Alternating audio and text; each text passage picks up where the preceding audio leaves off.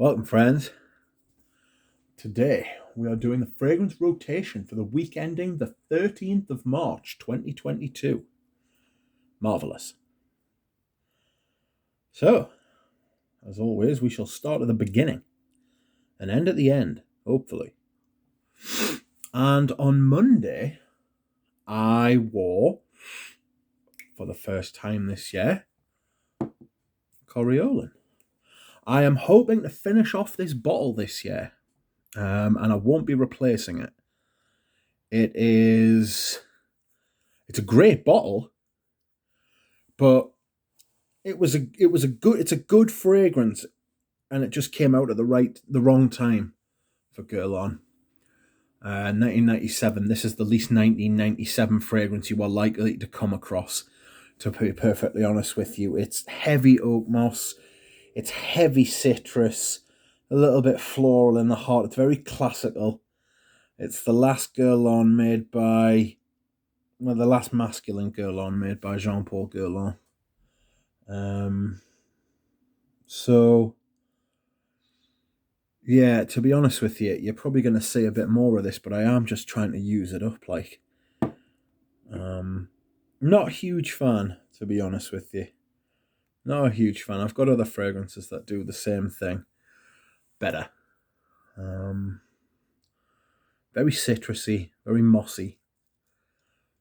A little bit starchy, I think, but it's nearly finished. I've got about 15ml left in, so I tend to overspray it as well, just to try and get through it.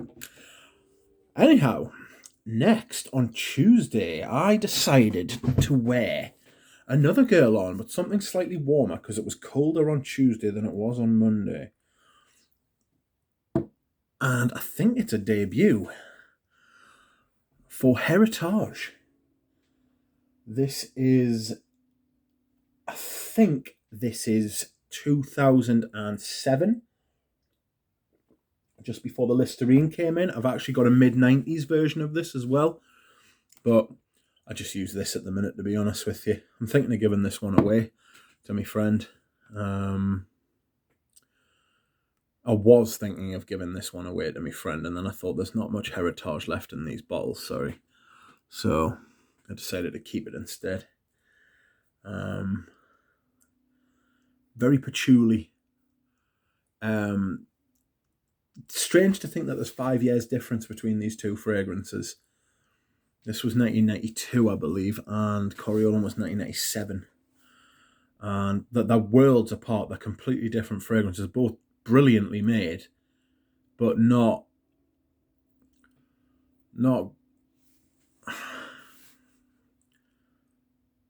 the greatest efforts from Guerlain. Let's put it like that, shall we?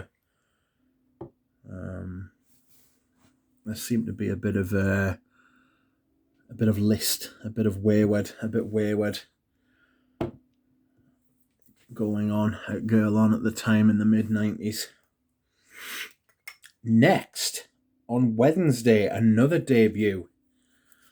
And this was fantastic. I really liked it. And this is the 2017 version of Eau Sauvage Parfum. This is great.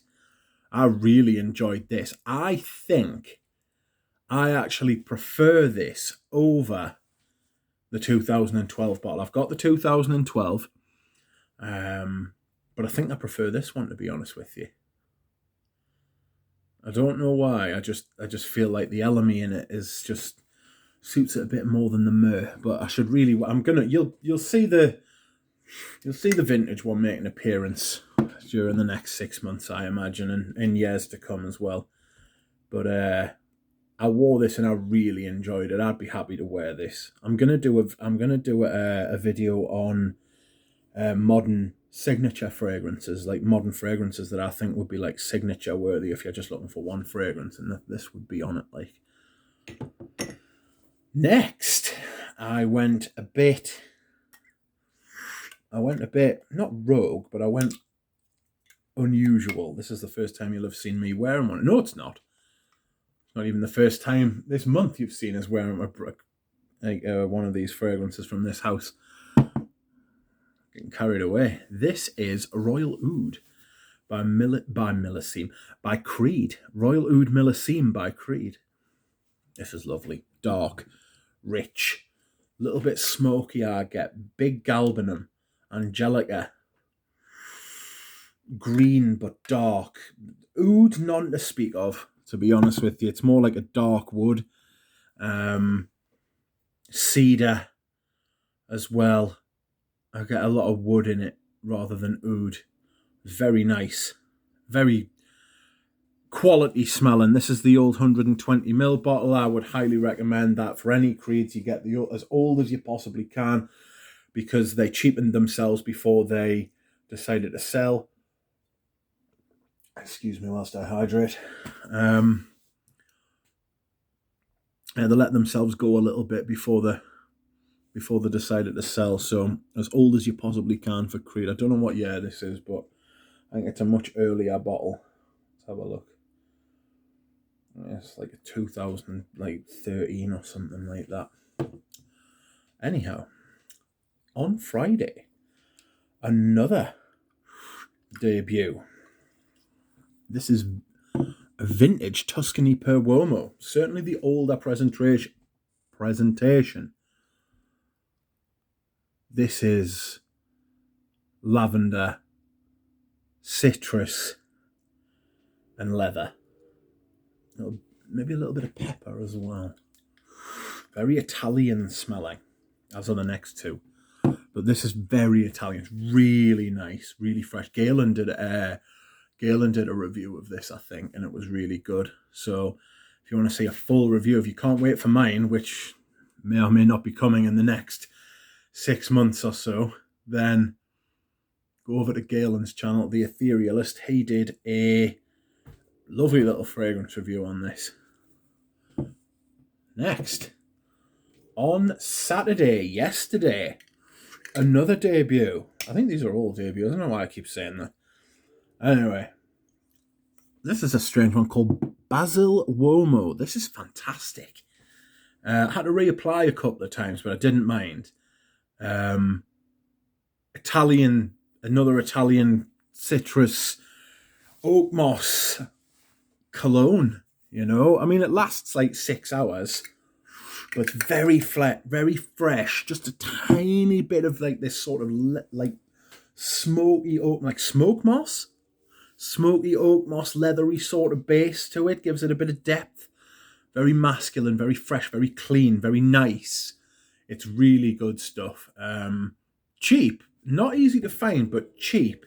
You should be able to find it if you have a little bit of like patience. I'm not sure if it's on eBay, but I got mine from Enchante November, maybe, long time ago. So that's what I wore on Saturday, yesterday. And that, you cannot pick this up by the lid. Even I know that. You cannot pick that up by the lid. And today it is. I think you can hear the wind outside. It's pretty windy. So I wanted to wear something a little bit warmer, but also spring fresh. And so I wore Acqua di Parma Colonia Mirror. This is in the brown bottle, one of the older ones. It is fantastic. I love the smell of this. It's different. It's got that sweet citrus at the top, and then it's got this gorgeous myrrh resin dry down to it. It's fantastic. I really liked a few of the perfumes in this line. I thought Quercia was good. I thought the leather was outstanding. And I thought, but this is my favourite. I also like Colonia Essenza as well, but that'll not be coming out until the summer. So yes, I really like this. You'll probably see a review on a couple of these in the next few months. I had to try and stop myself from wearing Eau Sauvage again, though, I must admit. I'll do a little family portrait before I go. Or a little weekly rotation portrait. So, Monday, Coriolan. Tuesday, Heritage. Wednesday, Eau Sauvage. Thursday, Royal Oud. Friday, Tuscany per Uomo. Saturday, Basil Womo. And Sunday, today, Colonia Mirror. Thank you for watching, everyone. Goodbye.